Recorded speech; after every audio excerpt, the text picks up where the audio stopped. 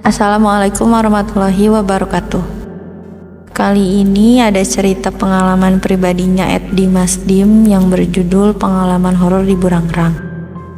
Bagi kalian yang mau baca langsung ceritanya, nanti saya cantumkan linknya di deskripsi. Langsung saja kita simak ceritanya.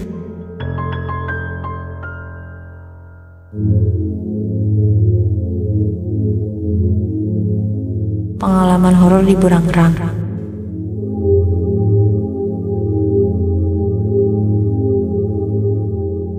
Perkenalkan, saya Dimas dari Bandung.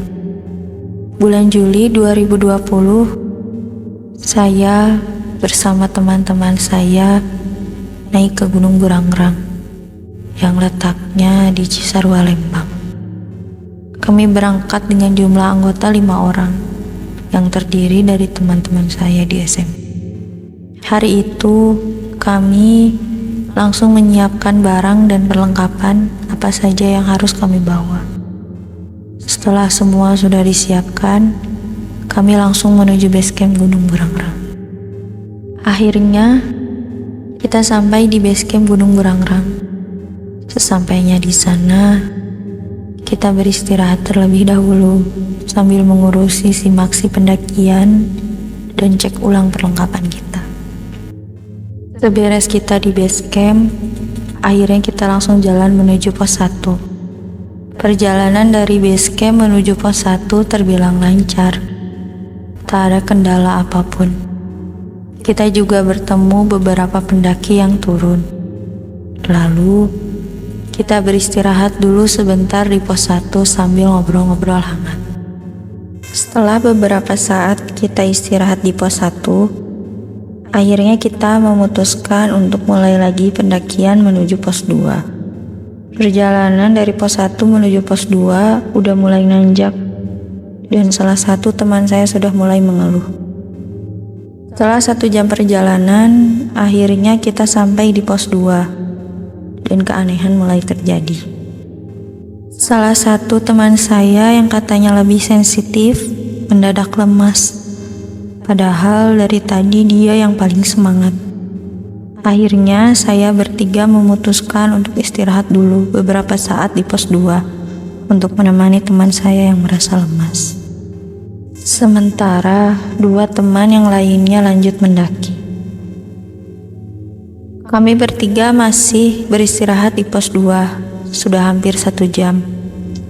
Setelah kita ngobrol-ngobrol, akhirnya teman saya mau melanjutkan pendakian. Saya jalan paling depan. Di situ, saya mendengar ada suara perempuan memanggil nama saya. Suara pelan dari arah pohon, dan saya bersikap bodo amat saat itu. Kabut udah mulai tebal, dan kita masih jalan menuju pos 3. Saya terus perhatikan teman saya yang sensitif. Takutnya ada apa-apa. Dan beberapa kali saya bilang, "Bro, masih sanggup gak?" Dan teman saya pun mengiyakannya. Saya lega mendengar jawabannya. Setelah kita jalan 1,5 jam, akhirnya kita sampai di pos 3. Di situ kami beristirahat lagi. Pas kita lagi ngobrol sambil ketawa-ketawa, kita mendengar ada suara perempuan ikut tertawa. Padahal di situ tidak ada satupun pendaki yang naik atau turun. Sontak kita diam sambil saling bertatap muka. Setelah itu, kami tidak ingin berlama-lama lagi di pos 3 karena perasaan sudah tidak cukup enak. Kami pun melanjutkan pendakian menuju pos 4. Saya berjalan di paling depan. Tanpa sadar, 2 teman saya tertinggal di belakang. Akhirnya saya pun berhenti sejenak, duduk di batang pohon tumbang. Sambil duduk, ketika saya minum, saya merasa ada yang menatap saya dari kejauhan. Tapi, saya berusaha untuk tetap tenang. Mungkin saja itu hanya sugesti. Sambil duduk, saya berteriak memanggil teman-teman saya untuk memastikan mereka tidak terlalu jauh. Tapi ternyata Yang menjawabnya bukan teman-teman saya, melainkan suara perempuan tertawa. Setelah saya menunggu, akhirnya teman-teman saya sudah datang. Di situ saya sangat merasa lega. Kami pun berjalan menuju pos 4, menyusul kedua teman saya yang mungkin telah sampai lebih dulu. Kami memutuskan untuk diam dulu di pos 4 sambil memasak mie instan dan kopi. Namun, saya perhatikan seperti ada yang disembunyikan oleh teman-teman saya. Setelah hampir 1 jam kita diam di pos 4, kita lanjut jalan menuju pos terakhir, yaitu pos 5. Kita jalan berlima sambil bercanda ringan. Setelah 1 jam jalan, kita sampai di pos 5. Kita beristirahat sekitar 10 menit di pos 5. Lalu kita memutuskan untuk summit ke puncak dan bergegas untuk bangun tenda karena hari sudah mulai gelap dan berkabut.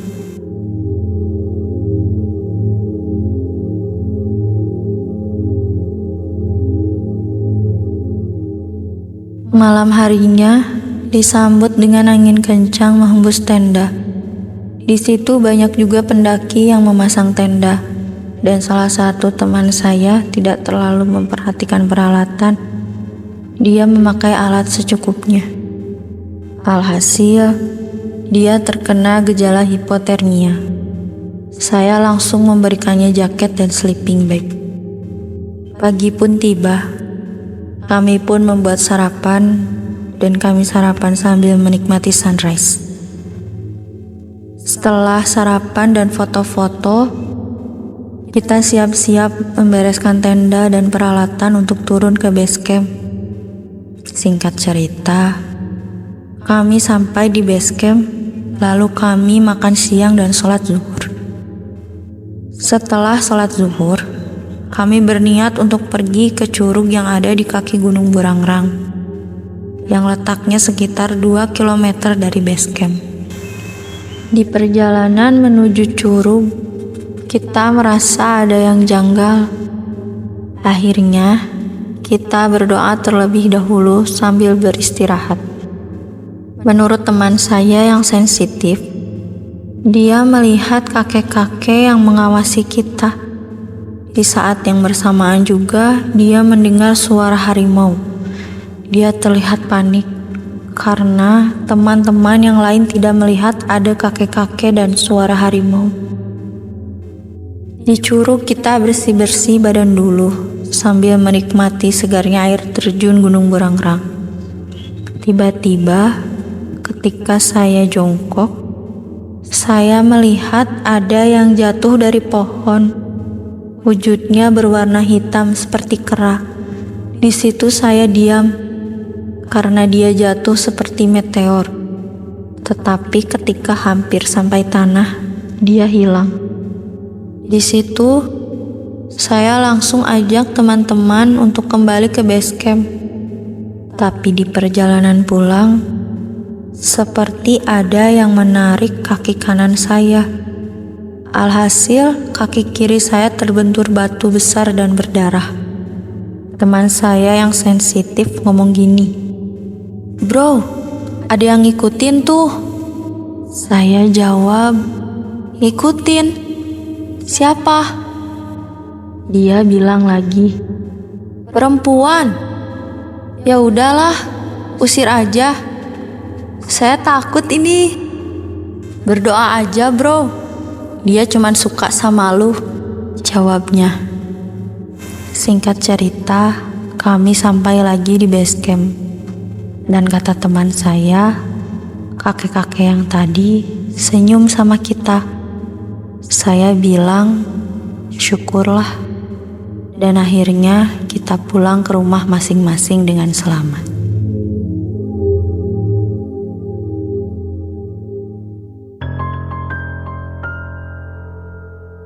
Sekian cerita yang dapat saya ceritakan kali ini.